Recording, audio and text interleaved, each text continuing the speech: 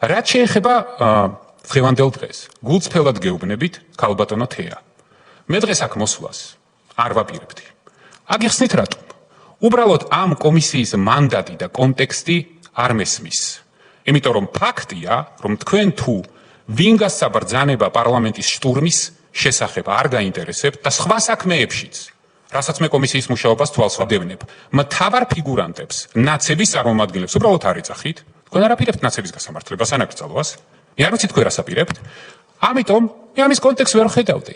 ეხლა რაც შეეხება რას ვხედავ მე ამ კომისიაში? მე ვხედავ რომ თქვენ ამ კომისიას იყენებთ ჰიბრიდული ომისთვის, საინფორმაციო და ფსიქოლოგიური ზეწოლისთვის საქართველოს მოქალაქეებზე და ზუსტად მსგავსი რამ მოხდა ისეთი სიმბოლური გმირის, როგორიც არის ანწუხელიძის გმირობის გაუფასურების კონტექსტში. მაშინ გულწრფელად ვამბობ.